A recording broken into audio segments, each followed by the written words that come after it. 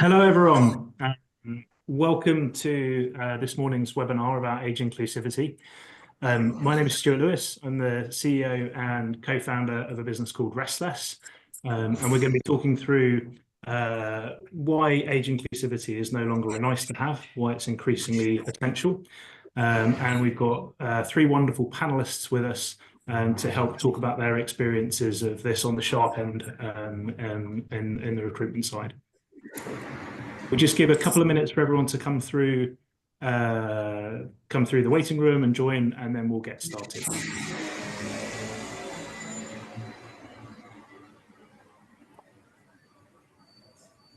In terms of housekeeping, so please feel free to ask questions as we go. Please use the chat function and we'll try and answer them as relevant as we go through the panel. We'll also leave time at the end for the specific Q&A.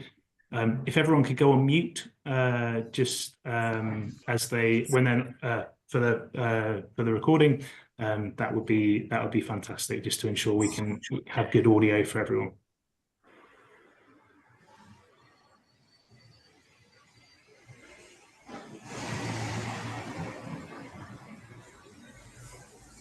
Fantastic. I think there's quite a lot of noise on the line. Is everyone able to go on mute? Fantastic. Great. So I'm gonna open the session by sharing a few slides very quickly. I love data. I love numbers. Talking about why age inclusivity is important. Won't take more than 10 minutes, and then we'll get to the meat of the conversation with our wonderful panelists today. But let me kick off with talking about Restless. So we've been around since 2019. We're very passionate and have a dedicated team focused on driving age inclusivity and being advocates for our members. We have over 1 million members in the UK, and we skew female. 65% of our members are women, with an average age of mid to late 50s. How do we work with employer partners? So we offer access to a motivated and incremental talent pool of experienced workers. We have rich employer branding opportunities, and because we're passionate about this topic, we're very happy to offer advice and support on maximising the benefits of an age-inclusive workforce. Now, moving on from Restless, I like to start with a few numbers. So 71% of the UK's employment growth has come from the over 50s over the last 30 years. It's quite an impressive stat, and it shows how much this demographic has really been the driving force of economic growth in the UK over the last 30 years. This means today that 1/3 of the workforce is now over the age of 50. So it's not 1/3 of the population, 1/3 of the workforce is now over the age of 50. And I make this point because very few organizations I talk to are actually spending 1/3 of their time thinking about this demographic. Still too often today, people think about this demographic as an afterthought, rather than actually this is a huge or a niche population, when actually this is a huge part of the core workforce. So we should all be spending time and thought on how we can attract, retain, and retrain this demographic. Now, these numbers are no surprise when you look at what's going in wider society. So declining birth rates, we've seen declining fertility rates for decades now. This means fewer younger workers. We've seen a long-term trend of rising life expectancy, means people are living longer, people have active health spans for longer. This means the population is aging, and this means the workforce is aging. And the thing that surprises me the most with this trend, because this trend has been around for decades and it's clear where the trend is going, but with this kind of seismic change, how governments, organizations need to be leaning into longevity economy as a strategic priority for the years ahead. Now, my next slide is perhaps one of my favorite slides of all. So it talks about what the employment levels are by different age brackets, and it's over time, and it's a really good pictorial of what I've just explained. So you see that line along the bottom, that kind of grey line is employment levels of 16 to 24-year-olds. So with declining fertility rates, you've seen fewer young people in the workforce. Actually, today we have fewer 16 to 24-year-olds actively employed than we did 30 years ago. You look at the population of 25 to 34-year-olds, actually it's broadly flat, marginally growing, but you just see this enormous growth in workers over the age of 50 as people are living longer, people are in better health, people are participating for longer. Interestingly, you see that kink change at the start of COVID. So COVID changed things enormously for everyone, but that plateau is kinking up again. So there's a very clear kink coming back up. And when you look at the demographic changes, you look at aging population, there is only one way this line is going to keep going. So this shows that it's important today, 1/3 of the workforce today. In 10 years' time, it's only going to be greater. So it becomes a strategic imperative for organizations to embrace age in the workplace and lean into this trend. Now, despite these macro trends, older workers still face significant barriers to employment due to ageism. We talk about it as Restless as being, is ageism one of the last socially acceptable form of prejudice? I've been at conferences, I've been talking at D&I conferences where people have asked me questions about older workers that you wouldn't dream of asking about any other protected characteristic. So there's work that needs to be done, there's awareness that needs to be driven. And actually it's interesting because ageism is one of the few forms of prejudice that we'll all face, assuming we're lucky enough to still be around when we get there. So with that scene set, I'm delighted to introduce you to our wonderful panelists. So we have Georgina from Butlins, we have Stephanie from Fuller's, and we have Susie from Save the Children. And I will stop sharing my screen and introduce you to our hosts. So thank you very much for being here. I know our audience are very, very keen to hear from you guys directly. If I can ask you all to kind of introduce yourselves, your roles, and I know your organisations have all made a commitment to being age inclusive for people of all ages, and talk a little bit around why age inclusivity is important to you guys and to your organisations. That would be great. Georgina, do you want to go first? Because I can see you on the top right of my screen. Yeah, of course. I'm Georgina, Georgie for short. So I head up resourcing for Butlins, but I would also look after policy and reward and payroll as well. But this is kind of my bread and butter. So yeah, so from a kind of perspective, I guess, of why age inclusivity is really important to us. So Butlins is a hospitality and leisure business. It's very stereotypically young, kind of we attract a very young demographic sort of traditionally, and actually we're quite passionate about trying to make that a lot more diverse than what it currently is, because actually it's not just a young person's industry. There's actually so many opportunities. So that's why it's really important for us, as is the partnership with Restless. Thank you, Georgina. Stephanie, do you want to go next? Yes, of course. Firstly, I'd like to apologize. I've had to take the call from one of our sites, and I may have some background noise, so I will be muting myself while everyone else is speaking. But I'm Stephanie. I head recruitment at Fuller's. Inclusive recruitment as a whole is something I've always been very, very passionate about. And I do really believe that when it comes to age, same as Georgina was saying, hospitality has always attracted the younger generation. It's always been quite youth driven. And even, especially when you look at the numbers that you were sharing, Stuart, earlier, like that older demographic is such an opportunity to tap into when it comes to our employees. So it's something I'm very passionate about.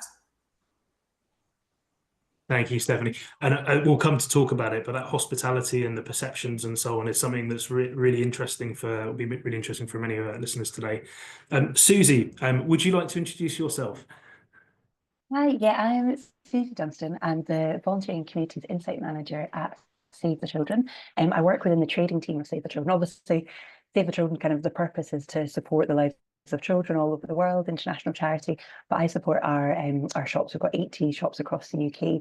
Our largest demographic is the kind of 55 to 65-year-old age group within our shops. We have over 2,500 volunteers.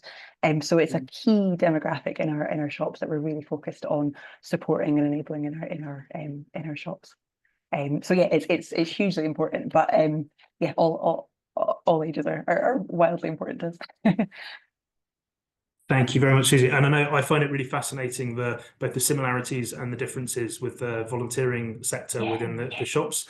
and what that means for churn, for attraction, for training and leadership, and so on. All exciting things we can come to. I think so. One of the themes that is really interesting, a good place to start, is talent attraction, right? So we've looked at the previous charts around how this demographic is growing. If I think about hospitality, we know that actually there is a perception, an incorrect perception. I know we've been working on this with you both, actually, with amongst older workers, that maybe hospitality isn't a career for an older worker. Maybe they don't want me. Maybe it's not something I want. But actually, we've made great strides in trying to change that, and I know you guys have taken up specific initiatives to try and kind of attract more older workers and create policies and processes to help that. Do you want to talk through some of those changes you've made, some of the challenges you've had? Actually, kind of unfiltered difficulties are also helpful for people, and kind of where you've got to with some of those things.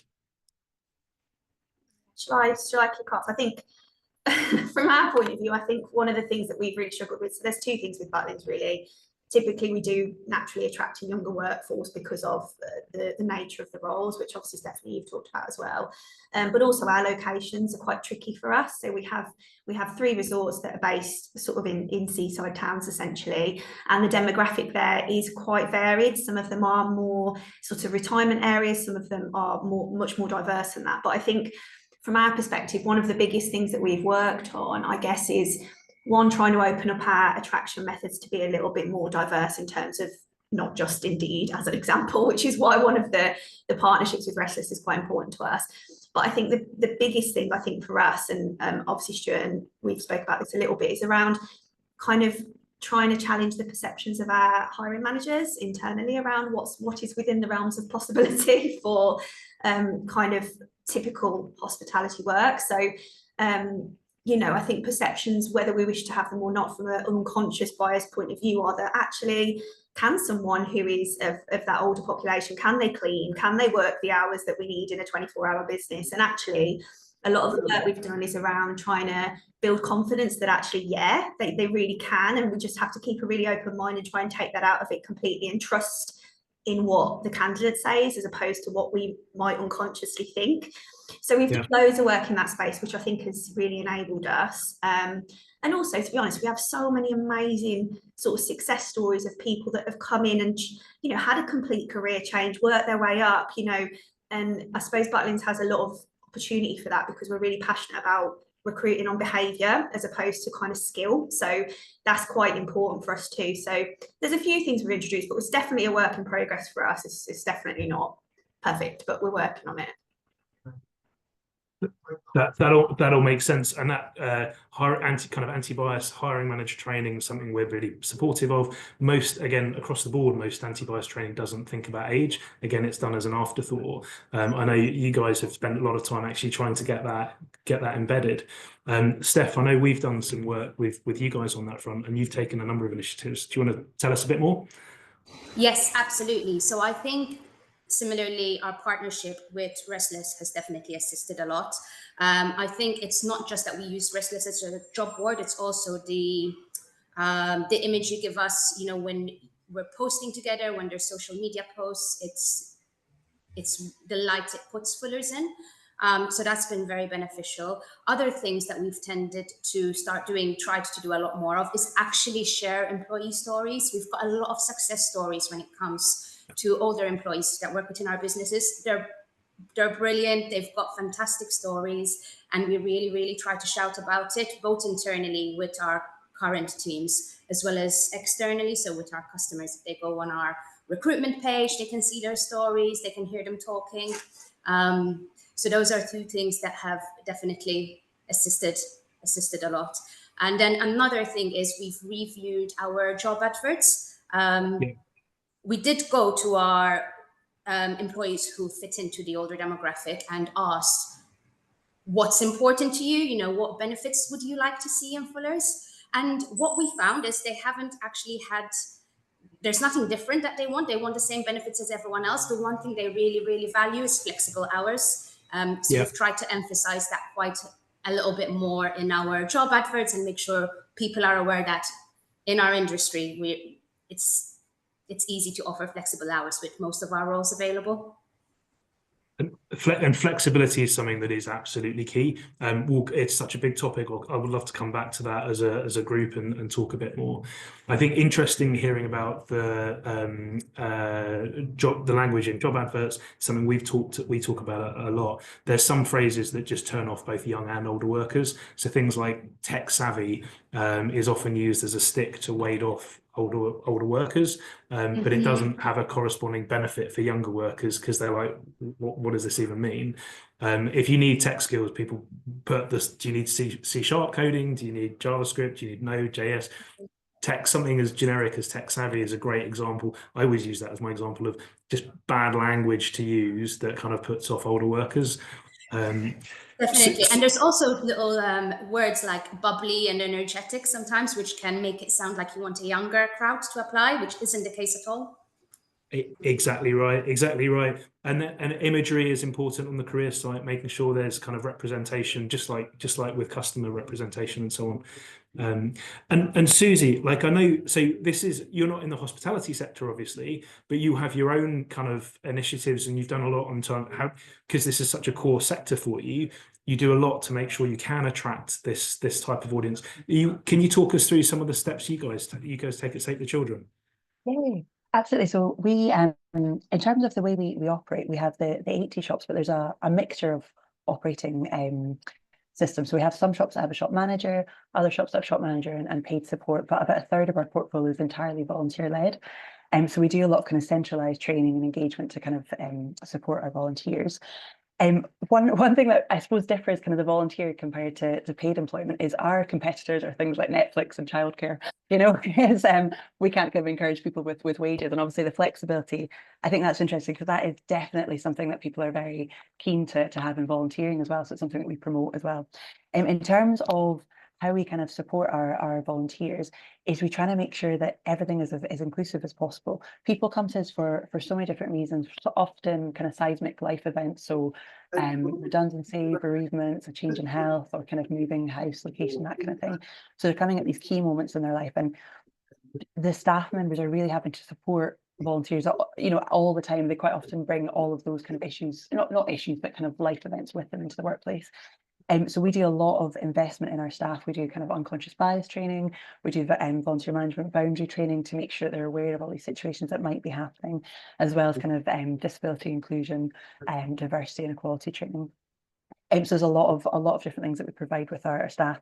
A new initiative that we've just included, because of kind of some high turnover rates and trainer fatigue with shop managers dealing with 27 volunteers at a time, is we developed a new app called Attensi, which is very much gamification training where people can access at any point, at home, on their phone, on their bus, anything like that.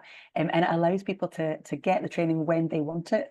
And I think when people are coming, particularly later on in life, when they're changing career, maybe trying something completely new, it means that there's not that kind of pressure to kind of take things on straight away. It's that they can learn in their own time, as well as supporting that kind of trainer fatigue from our staff members. So that's something we're just in developing and we're really excited about. It's used by places like Starbucks and Leon and Mercedes, and I think we're the first charity retailer to use it, and we're kind of hoping that it'll be really instrumental in kind of supporting and engaging our volunteers, however best they want to be involved.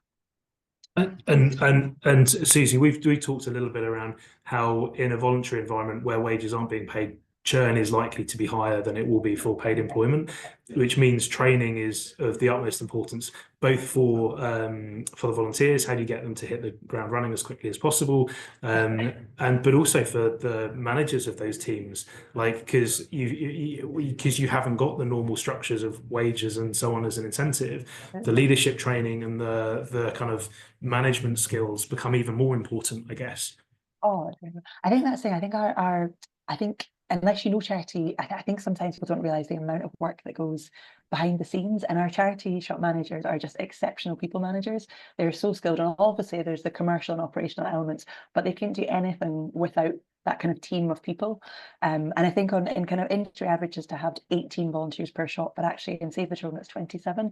We've got that increased number of volunteers, and I think it is because we make it so inviting and engaging, and there's a lot of recognition, and people know the impact they're making straight away. So yeah, but it's a lot on the staff, so we do invest a lot in training and constant support. It's not just at the induction, it's every week we have training courses and initiatives to encourage.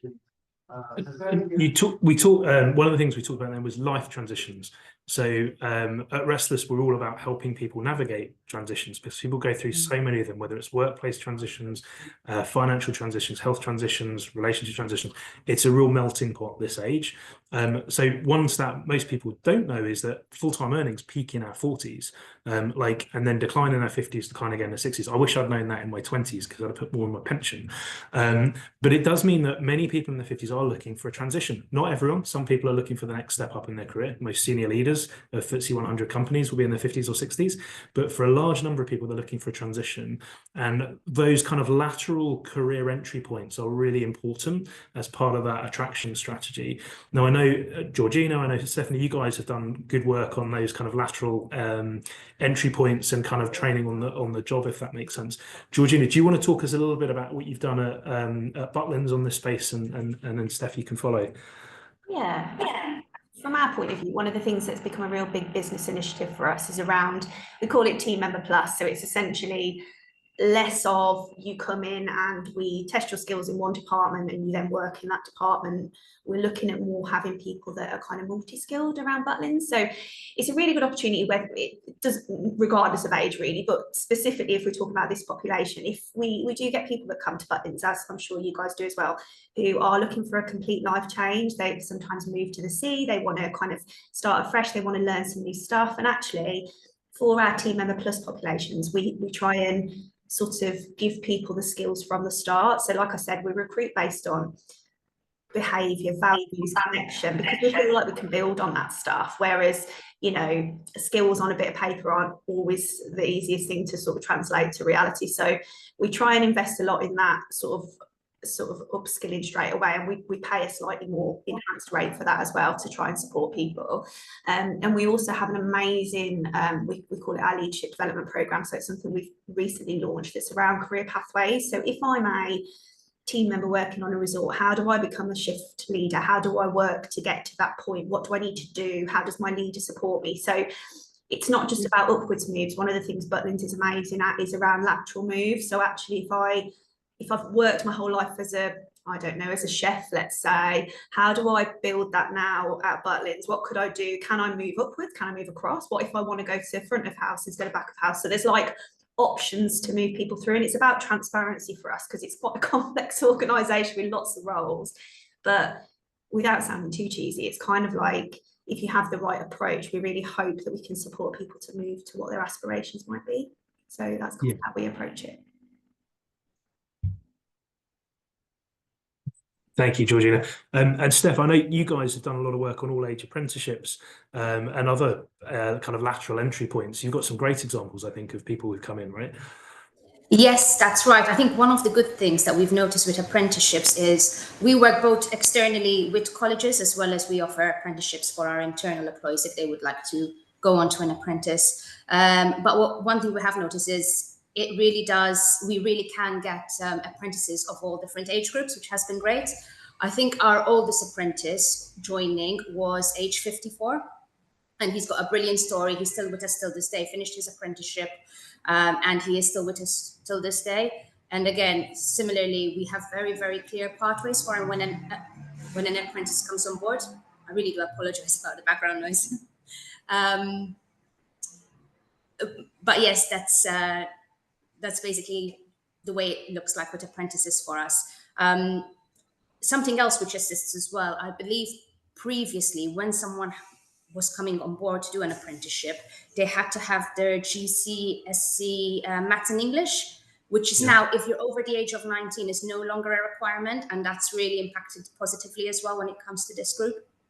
Yes. Yeah, because O levels, I've had people come tell us they've been not with you guys, but everybody have been turned down because they haven't got GCSEs, they had O levels, or even around that. So that's a really interesting point. The apprenticeships thing is an interesting thing where there's a perception on the candidate side as well, though.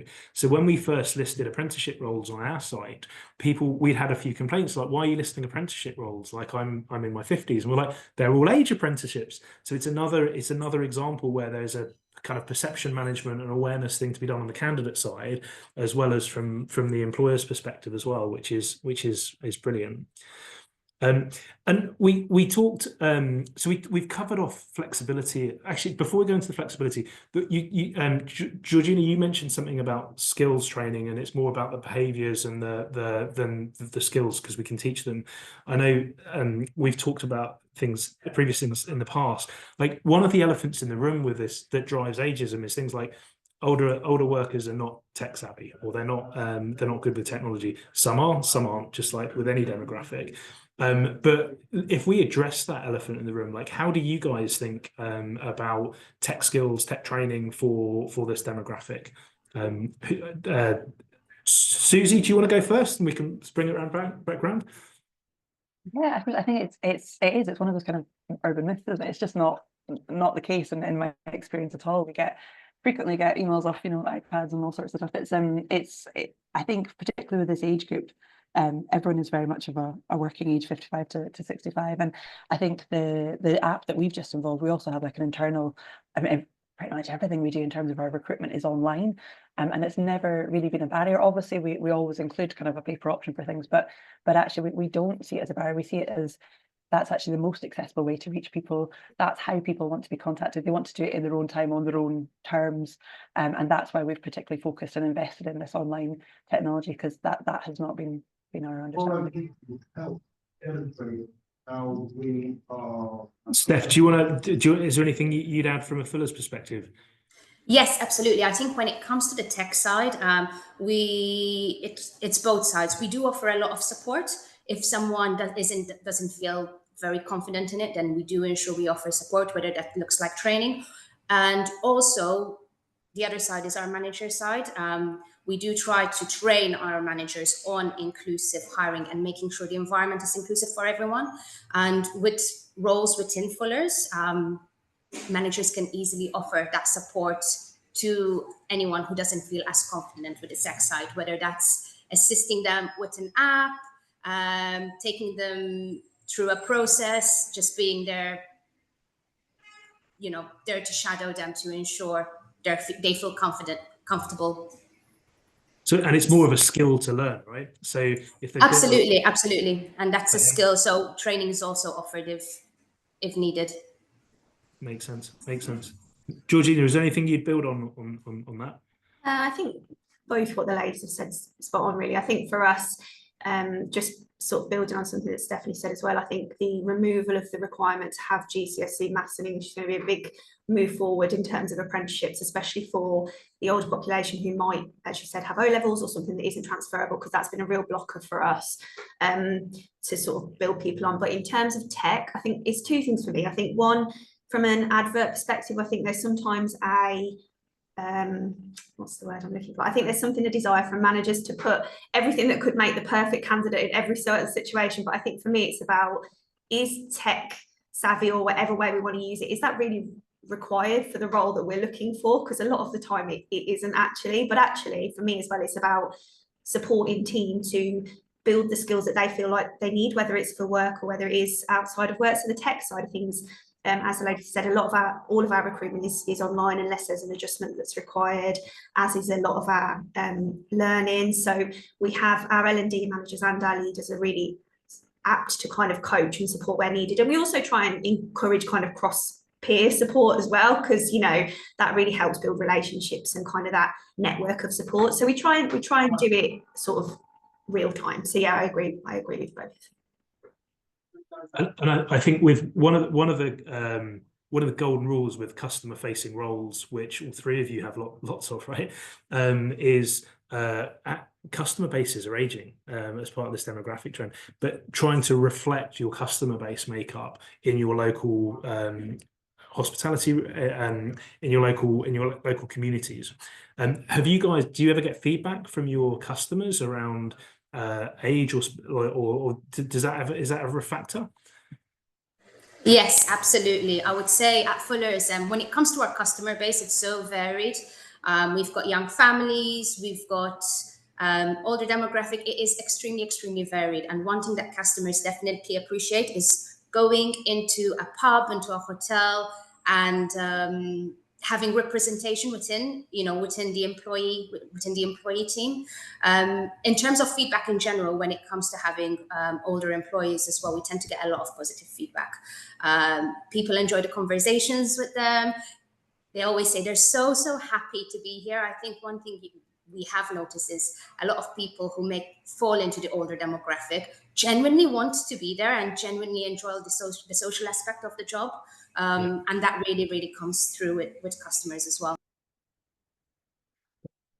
That makes sense. And this point around transition, people are often choosing less highly paid careers because they want something in their community. They want that social engagement. There's often a driver behind this transition point for people. Georgina, have you seen anything similar at Butlins? Oh my goodness. Yeah, I think Butlins has such a diverse guest population. So we obviously have our family breaks. We also run big weekenders, which if you haven't been lucky enough to go on yet, get yourselves on one. But they consist of 70s, 80s, 90s, noughties. So actually, one of the things that I think is really special is if you as a guest can see yourself represented, but also what a cool thing to be able to do to work with in a kind of role where you're in your era or where your passions are. So I think quite a lot of building on what Stephanie said, I think we do get people who want to work for Butlins because they really enjoy it. It's less about, and this is a generalization because we'll see this across all our age demographic, but actually if I think about some of our older team, we get a lot of compliments because they really do want to chat and they really do want to kind of make a difference to guests. And the guests, we have a few people that are consistently mentioned, especially some of our front of house team who are just absolutely unbelievable. But I think, yeah, for us, I really am passionate about a guest seeing themselves represented in our team because actually that's what it's all about. And I think me and you were speaking about this, Stuart, at one point, in the history of Butlins, for example, we didn't really want tattoos and things like that. And actually, why on earth would we want that? Because our guests are, so diverse, and actually it's a really amazing thing. And it really, we do get amazing compliments, especially from some of our front of house team who are kind of doing it because they just absolutely love it. So yeah. Definitely. Thank you. And Susie, because again, I'm guessing you have a really diverse customer group for your shops. Absolutely. And I think that's it. I think I'm speaking in generalizations, but I think the amount of life experience and in terms of customer experience, knowing when to escalate, when to de-escalate situations, when to just bring the kind of warmth and community aspect. I think there's so much that we find so valuable that the slightly older working generation bring towards. I think chair shop's one of those places where you can have retired accountants working alongside people that have just left college or refugees, and it's a brilliant kind of exchange of skills. It's very much a two-way value thing that we really appreciate. That makes a lot of sense. And just a reminder to the audience, please feel free to ask questions in the chat. We'll come back. We're making sure there's time at the end for Q&A, so we'll come back to any questions that get posted. I think the one of the elephants in the room we talked about was flexibility. So in this kind of life transition, often people are looking for something different. ONS data and survey data has shown that actually people value flexibility above monetary reward often in this demographic. You look at average salary information, that would imply a similar thing. So actually people are looking for slightly different things. Often people are looking for social community. Flexibility is one of the things that time and again people are looking for, but that's different for every individual because there isn't the whole point of it is flexibility is different for everyone, right? But it's also really difficult when you're having to meet customer demands because at the end of the day, we have customers to serve, we have business to operate. How do you guys think about flexibility from your organisations, I guess? Steph, do you want to start us off? Yes, absolutely. I think working in the hospitality industry, it's actually one of those industries where quite luckily, we can offer flexibility with most of the roles. You know, part-time work has always been available within the industry. Shift work has always been available within the industry.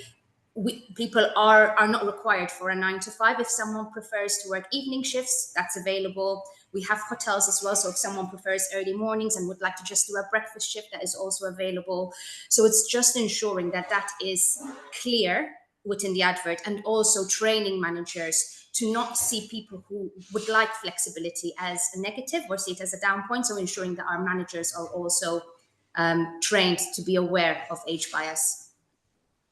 That makes sense. The part-time one's really interesting because we know part-time roles on our site get an increased response level to full-time roles. And often people wouldn't think of part-time as flexibility, but it absolutely is. Like, and you can just see by the candidate demand that by offering No, absolutely. those Part-time could mean so many, you know, different things. It could be 15 hours a week. It could be 30 hours a week. It could be mornings only. It could be a mix of mornings and evenings. And it could also be tailored to some degree. It can be tailored to suit the right candidate as well. Exactly right. And the thing I'm always fascinated about why it hasn't, because in some sectors like retail, part-time has been embraced really heavily. In some sectors, call centers actually was a good example. It's really not embraced actually. And when you think about scaling capacity to meet peaks and troughs, like if you think about Q4 in retail, your staffing requirement is much higher than it is in January, for example. Having a large, it's much easier to ask 200 part-time workers to do half an hour each than it is asking 100 full-time workers to do an extra shift, if that makes sense. So there's so much flexibility for the employers on the part-time side as well to manage peaks and troughs in demand. But yeah, Susie, do you want to talk about what flexibility means for you guys? And yeah, absolutely. I think sometimes we're very flexible, and I think it's really important because, as I say, we've touched on this before, but often people join us at transition points, and they require that flexibility of kind of maybe it's after health issues and kind of they want to take things at their own pace, be able to know that they've not got that kind of contracted commitment behind it. So I think we ensure that we're flexible, and we do kind of advertise that a lot more than we did previously. I think kind of historically volunteering has been seen as something you do like 1 day a week, or quite fixed, quite rigid, whereas we'll love people to come in for an hour or half an hour or on like a monthly basis, so we can be a lot more flexible. But that is definitely we've had to change our whole business in order to accommodate that. So it's definitely something that we really focus on and plan for all our short acquisitions. yes, that makes sense. That makes sense. And Georgina, is there anything you'd build on? Yeah, I think for us, it's actually flexibility is challenging for us, and it's not, how to put it, I think for us, it's about fairness and flexibility. So one of the things each of our resorts has about 1,200 to 1,300 people. So it's a really big operation, and the resorts are open 365 days a year, 24 hours a day. So one of the things we have to be really careful with is we do naturally have, I think, contrary to popular belief, I think we're not seasonal. So we don't have ups and downs like we used to. There are still ups and downs, but it's much more consistent. And so one of the things we have to get really good at is being able to offer kind of the guests what they need while still being able to support our team. So it can cause quite complexity in a lot of the rotors because of that, because we're trying to flex up and down, not have too many base team, because we'd have way too many team one week and then not enough another. So for us, it's about flexibility, and we really want to be able to offer flexibility. But what we do struggle with a little bit in the hospitality space is if someone says, for example, I can't work any single Saturday in the history of the year, because that's going to cause a little bit of upset for the other team that are working every Saturday. So what we try and encourage our leaders to do is, if they see someone who applies who does have a bit more challenging flexibility, all we kind of try and say is open up the conversation, because the reality is it's not going to be they can't do every single one. It's going to be more like, actually, I have this commitment that I need to do on a Sunday afternoon. Is that possible? And 90% of the time it will be, just with a little bit of consideration on that rota. So I think it's quite easy for us to sometimes go, oh, actually that's not going to work. But it's around opening the conversation, because 90% of the time it can work, and actually we can accommodate it, because somebody else might want to do, let's say, a Wednesday morning and someone else might want to do a Wednesday afternoon. But it's just about leaders being confident to have the conversation about how we can support without unfairly treating someone else who we're then asking to work every Saturday as a result. So it's kind of a balance for us, and we're definitely on the journey, because rotas are really complicated, but we are definitely sort of supporting our leaders and sort of coaching them around, don't just take somebody's availability on face value, because the reality is it's not as black and white as that. So that's where we're trying to get to, but it is a journey for us, definitely. Yes, yes, and it's hard to juggle all these things. You used a good example of somebody who can't work a Saturday. Flexibility has to kind of work both ways to some extent, and it's got to, as you say, it's got to work for the whole team. And I think if I change your tack a little bit, like one of the things that I think you guys have benefit from is senior support for the topic of age inclusivity. So when I look at the demographic change we're going through as a country and as a globe, actually, this trend is enormous. It should be top of most government priorities. You look at Japan, they've got an even more age demographic. They have a national rallying cry at a government level around how do they deal with an aging economy. And yet, one of the challenges around age discrimination and getting it up the board is most boards will look around the room and they'll notice an absence of women, they'll notice an absence of people from different ethnicities. They don't notice an absence of people in their 50s or 60s. So they don't necessarily see that ageism is a problem. They don't see age inclusivity as a problem. And actually, one of the things that I think is really helpful is to try and find that senior sponsor who can actually raise this issue and help people understand it. Because there's this funny combination with age and hierarchy. So most senior leaders in their 50s or 60s, most FTSE 100 senior leaders will be in their 50s or 60s. So we're great at respecting age when it's followed a linear career path to the top. The challenge often comes for many people is in if they're taking a lateral move or if they're actually stepping down, it can become harder to find jobs because they get told they're overqualified. Do you guys, how do you manage that with senior stakeholders? How have you managed to get buy-in, I guess, to age inclusivity as part of your strategy? I think we are extremely lucky when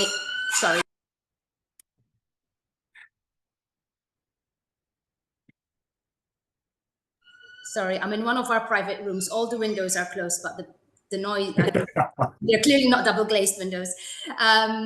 We're quite lucky at Fuller's when it comes to this topic. Our people and talent director, Dawn Brown, she's such a big advocate for the subject, extremely passionate, and she's a sponsor as well. And she now sits on the board, which has made a massive difference. Obviously, with Fuller's being the size that we are, a lot of things that we want to introduce has to go to an approvals committee. And as you said, you have to get that buy-in, and just having her on the board, being as passionate as she is about the subject, eases the process so much for us and makes everything a lot more achievable. Thank you, Steph. And it's noticeable, right? You feel it through the organisation that there's this driving force, if that makes sense. You feel it through, and it also feeds through her team, through to us, and through the rest of the team as well, through the rest of the reports as well. So everyone is working towards the same cause, which helps a lot. Yes. Thank you, Georgina. How about you? How about yourself? We're actually super fortunate. So we have an inclusion and diversity board. So that's actually chaired by our CEO and our people director. So it's really hot topic for Butlins at the moment. And age inclusivity is on there, as is disability, or every essentially protected characteristic is considered. I think from our point of view, we're really trying to drive sort of active change in everything that we do. So we look at it from both a team and a guest perspective, from an IND point of view, but you know, I'm really passionate about it, and each resort has a sort of a champion within that IND space to sort of drive those initiatives to resort. So we do have a really diverse sort of team, but we are oversubscribed in certain areas. So at sort of 25 to 30 is one, and also, you know, due to the locations of our resort, white British is another one that we are quite heavily subscribed in that space when we get to applicants and candidates. So, you know, we're always trying to work on how we drive that through. But the IND board meet regularly. They bring up topics that's driven out into action in the business, and there's a lot of concrete kind of plans of how we move that forward. So age is one of those factors, and one that we're trying to tackle kind of in those meetings. So But it sounds like it's embedded throughout the organisation, and again with a senior champion through the CEO kind of chairing it, which is fantastic, right? We do have sort of working groups as well. So we have a women's group, we have a LGBTQ plus group. So we try and have sort of networking groups that drive that stuff forward. So I think all this stuff will become, all of these focus areas will just become more and more important, and will really help having that senior sort of sponsorship to drive it forward, because it gives it kind of weight and purpose. And I think hearing the CEO talk about it and hearing the people director talk about it show that it's really is truly authentically important, and we're not just doing it because it's a good thing to do. So I think that's what we're trying to do about this. That all makes sense, and I think I'm really interested in the intersection actually between age and other protected characteristics, because they have a multiplying effect, and they can have a multiplying effect. For example, the gender pay gap is at its widest for full-time earners in their 50s. So you do see these kind of intersectional kind of factors. Susie, and how about you guys? Is it at the senior level, or is it just embedded throughout? Like, how do you guys think? Yeah, I think we're really fortunate. It's embedded throughout in terms of staff network groups, and we've got a number of kind of protected characteristic groups.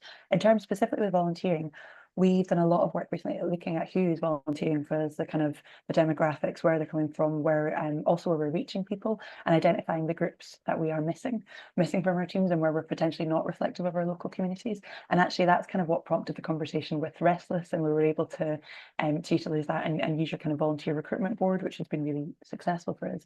And I think that's thing. It's just understanding who's currently here, and we look at census and KC and Acorn kind of data to kind of identify who should we be speaking to, what kind of merchandise, what product, and who's missing as well is the key thing. But I would say we're really fortunate at Save the Children. We're so motivated by our people. You know, I focus predominantly on volunteers, but within our staffing element as well, we've got a lot of inclusive initiatives in order to attract everyone. Thank you. And then, so I'm conscious of time actually. So is there any, before we move to Q&A, is there any other points that you guys, any of the panel would like to bring up or raise, or think might be useful to cover off? I think one thing that I'd like to mention as well is how much the GMs who do embrace this and who do have a diverse age within their employee group, how much they actually enjoy having it as well. They've really noticed a lot of benefits, and even when it comes to the younger team, it's almost like they've got that parent figure there. So there's been a lot of benefits from a team and management point of view too. That multi-generational, so our oldest employees is late 60s, our youngest employee is early 20s, but that multi-generational effect is fabulous actually. It does lead to happier teams. I've seen there's bodies of research that show that multi-generation teams are typically happier teams. There's studies, I think Lancaster University did one in the hospitality industry, where customer satisfaction went up with a multi-generational team. It's not about all old, it's not about all young, it's the multi-generational impact was what was really powerful. Absolutely, that, and as well as retention for the sites as well. We found the more, as the slightly older demographic tend to stay within the roles for a longer period of time, which has really, really impacted our labor turnover and retention. So that's been another huge plus and a good selling point for managers when you want to get that buy-in from your management teams as well. That continuity must be so helpful for training. So we see that. Georgina, Susie, do you see that kind of older demographically typically have a lower churn rate? Yeah, absolutely, and particularly in our town and village locations, we see a higher kind of stability rate as well. And it just in terms of it's just like customer interaction and kind of knowing who you're going to see each day, it plays such a positive impact. For us it's actually quite diverse. Yes, sometimes no others. I think we have really good examples of retention in that population, but as all hospitality is, our turnover is relatively on the higher side. But once people tend to progress sort of or have been with us for sort of 6 months, we do see a rapid decline in that, and that includes kind of our older population, but we do have slightly better retention within that group. So yeah, definitely. But we're early on our journey too with this, I guess. So No, that all makes sense. Let me jump into the questions then. First question is around: do you have average ages for your orgs? Let me open it up. Like, I presume this means like a static age, or do you mean by age profile? But do you guys track this? Like, how do you think about it? We don't, I wouldn't say I'm aware of what our average age is. However, I am aware of our oldest employee, and this might be quite shocking to a few, but our oldest employee is over 90. And she works in one of our Bell and Dragon hotels. She's been there since Fuller's acquired the site, and she's remained within the business. I'm not too sure what our average as a whole of the employees as a whole is. And hospitality will skew younger. So whilst 1/3 of the UK population is over 50, the hospitality percentage is much lower. Yeah, there's lots of other factors to build into this. Do either of Georgina, Susie, do either of you know kind of how you guys sit on that, or? Yeah, I mean, from an applicant profile, because I think that's interesting versus our kind of actual. So from an applicant profile, we are about 60% under 35. So we do break that down into two further categories. Obviously, it's anonymous, but we get a sense of where the majority comes from. But we do have some, probably about 35% over 35. So we are heavily subscribed from an applicant profile point of view. Employee profile, I don't know the exact numbers, nor am I going to try and quote them. We do track it, but as you would expect, the majority, we do have a higher proportion in that sort of younger age bracket. We tend to see more diversity in that when it comes to our support centre roles. So roles that are sort of typically more specialist or skilled, they do have a higher age profile from around 30 to 50. So a little bit more diverse, but we do have a really big range, it's worth saying. So we've got people, some of our length of service is unbelievable. We've sort of got 40 years onwards in terms of service length. So we have a lot of people that are in that older category, but we do have a lot of subscription for kind of under 35s. Yes, and exactly right. And you guys are taking steps to try and We are. skew the top of, well, not skew, but try and get a proportionate view top of funnel so you can get more older applicants. Yeah. And to be honest as well, we do struggle a little bit. So Butlins offer live on accommodation. So we can actually offer people to come and live on the resorts, which is really amazing if you're kind of looking for that life change for a start.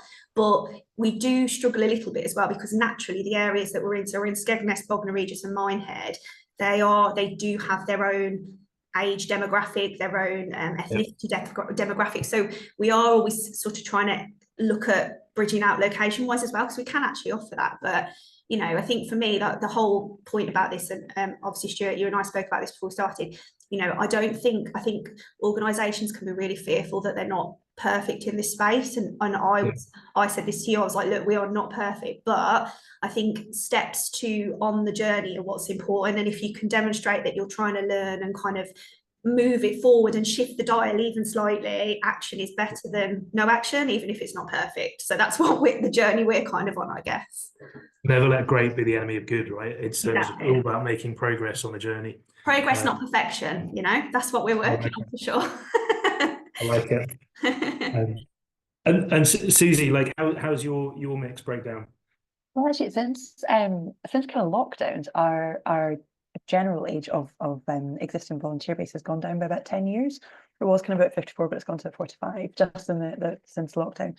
But our core group is that 55 to 64 age group, so just kind of pre-retirement or pre kind of regular retirement age. And we find that it's very skewed. So city centres, much younger, kind of high turnover, towns and villages, kind of slightly longer. So it's a real mix. Yeah. That makes sense. And the next question is for you, Susie, as well. What was the name of the gamification system you mentioned? Because apparently the sound broke up. Oh, apologies. Attensi. So it's as I say, we're the only charity retailer to be using it, but Starbucks and various places use it as a really kind of useful, repetitive game to kind of learn new skills and things. So it's quite new. Very good, very good. And then another question, which I think we've covered off, is the compare parts of your business with different age mixes by different role types and different categories of the business. I imagine all of you see hugely different age skews based off different departments and functions. Yeah. Yes, I think you can notice the different age groups within all departments. We have it in our front of house, mostly in our front of house, housekeeping, as well as support office as well, as Georgina was saying earlier too. So you notice it in all different departments, and it's very much about breaking down that age bias with our hiring teams and making sure they are aware that regardless of what demographic someone fits into, it doesn't mean they're less able, less capable, or need too much more support. Yes, so I think you'd notice quite a varied age group amongst most of the departments. Yes, yeah, and that's consistent, right? That's very consistent. Are there any? And I think we've exhausted all the questions, and we're nearly out of time. So I will just kind of close by saying enormous thank you to each and every one of our panelists for sharing their insights and with us today. Thank you to the audience for giving up an hour of your time to listen to us. And have a lovely rest of day, and enjoy spring, the onset of spring. Thanks, Thank you very much, everyone. everyone. Thank you so much. Thank you. Bye.